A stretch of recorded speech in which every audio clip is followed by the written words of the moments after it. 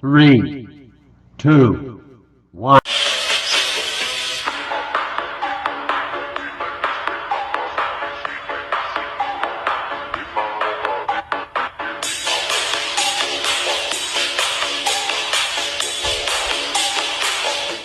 Assalamualaikum warahmatullahi wabarakatuh. Perkenalkan, nama saya Novita Safitri. NIM saya 2286206018. Baiklah, saya akan menjawab soal dari 1 sampai 5 dari kelompok 4. Soal yang pertama yaitu metode apa aja yang digunakan dalam proses belajar dan mengajar, dan sebutkan dampak positif dan negatif dari metode tersebut. Jawabannya adalah metode yang digunakan dalam proses belajar dan mengajar ada 7. Yang pertama, metode pembelajaran konvensional atau metode ceramah. Metode ini berarti menyampaikan informasi atau pembelajaran dengan menggunakan secara lisan kepada siswa. Dampak positifnya yang pertama, mendorong siswa untuk menjadi lebih fokus. Yang kedua, guru dapat menyampaikan pelajaran yang lebih luas. Yang ketiga, mudah dilaksanakan.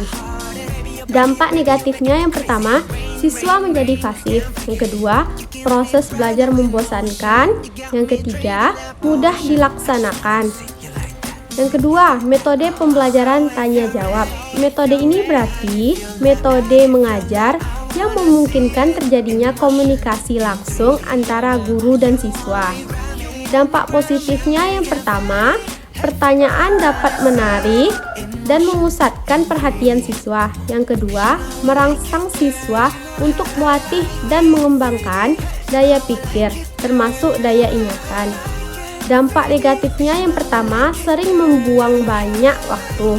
Yang kedua, kurangnya waktu untuk memberikan pertanyaan kepada seluruh siswa. Yang ketiga, metode pembelajaran demonstrasi. Metode ini berarti metode yang dapat membantu siswa untuk mencari jawaban dengan usaha sendiri berdasarkan fakta yang benar. Dampak positifnya yang pertama, proses pengajarannya lebih menarik. Yang kedua, siswa lebih mudah memahami apa yang dipelajarinya. Dampak negatifnya yang pertama, kurangnya fasilitas. Yang kedua, membutuhkan waktu yang lama. Yang ketiga, memerlukan keterampilan guru secara khusus. Yang keempat, metode pembelajaran diskusi. Metode ini berarti metode yang dapat memecahkan masalah dengan bentuk berkelompok atau diskusi kelompok. Dampak positifnya yang pertama, memperluas wawasan. Yang kedua, membina untuk terbiasa bermusyawarah dalam memecahkan suatu masalah. Dampak negatifnya yang pertama, membutuhkan waktu yang panjang. Yang kedua, siswa mendapat informasi yang terbatas. Yang kelima, metode pembelajaran karya wisata. Metode ini berarti kunjungan di luar kelas atau kunjungan yang tidak jauh dari sekolah. Dampak positifnya yang pertama, merangsang kreativitas siswa. Yang kedua, bahan pelajaran lebih luas dan aktual. Dampak negatifnya yang pertama, kurangnya fasilitas. Yang kedua, perlu perancangan yang matang. Yang ketiga, kesulitan mengatur siswa yang banyak. Yang keenam, metode eksperimen. Metode ini berarti metode pembelajaran di mana siswa melakukan percobaan dengan mengalami dan membuktikan sendiri sesuatu yang dipelajarinya. Dampak positifnya yang pertama, membuat siswa lebih percaya atas kebenaran atau kesimpulan berdasarkan percobaan. Yang kedua, membina siswa membuat terobosan baru. Dampak negatifnya yang pertama, kesulitan dalam fasilitas. Yang kedua, menuntut ketelitian, kesabaran, dan ketabahan siswa.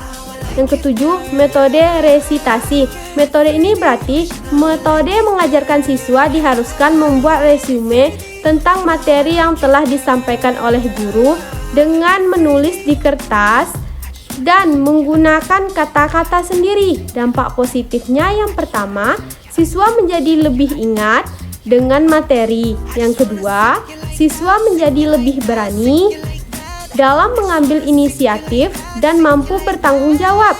Dampak negatifnya yang pertama, hasil resume yang dilakukan terkadang hanya menyontek pada temannya. Yang kedua, tugas bisa jadi dikerjakan oleh orang lain. Soal yang kedua, bagaimana hubungan antara belajar dan pembelajaran? Jawabannya adalah hubungan antara belajar dan pembelajaran saling terkait satu sama lain. Belajar merupakan proses yang dilakukan manusia untuk mendapatkan aneka ragam kemampuan, keterampilan, dan sikap. Belajar dapat dilakukan di mana saja dan kapan saja. Akan tetapi, pembelajaran merupakan kegiatan yang dilakukan untuk memfasilitasi dan mendukung guna meningkatkan intensitas dan kualitas belajar peserta didik. Pembelajaran dilakukan di sekolah, di mana guru dan siswa saling berinteraksi untuk mengolah informasi agar pengetahuan yang telah dilakukan dapat tertanam dalam diri siswa.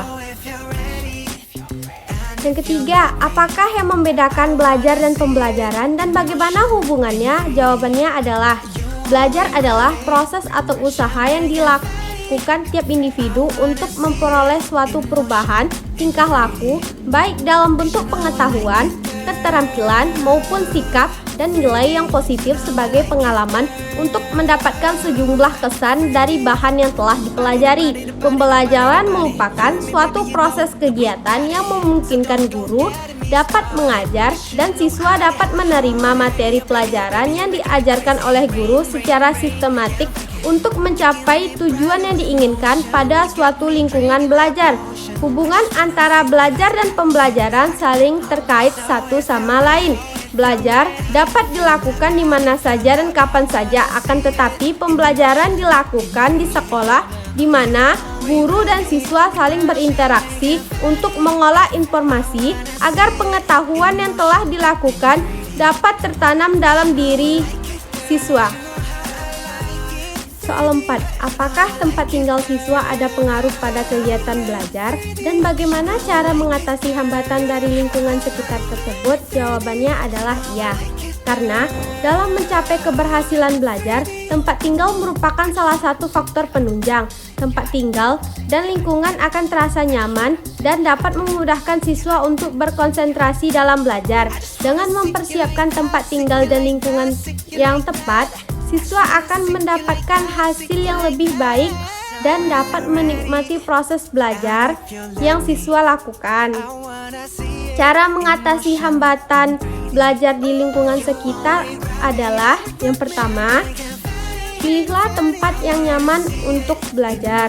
Yang kedua, menerima keadaan lingkungan sekitar. Yang ketiga, belajar berinteraksi dengan lingkungan sekitar. Yang keempat, menumbuhkan rasa percaya diri, jauhkan rasa malas, dan tanamkan rasa disiplin dalam diri sendiri. Yang soal kelima, jelaskan hal apa saja yang Anda lakukan agar pembelajaran dapat berjalan dengan baik dan benar. Jawabannya adalah yang pertama, menyiapkan perangkat pembelajaran yang menarik perhatian siswa. Yang kedua, membuat suasana belajar yang nyaman. Yang ketiga, menggunakan teknik mengajar yang bervariasi. Yang keempat, menggunakan teknologi untuk menunjang pembelajaran. Yang kelima, mengadakan pembelajaran di luar kelas. Yang keenam, menggunakan diskusi kelompok dan tanya jawab dalam pembelajaran. Sekian dari video saya. Assalamualaikum warahmatullahi wabarakatuh.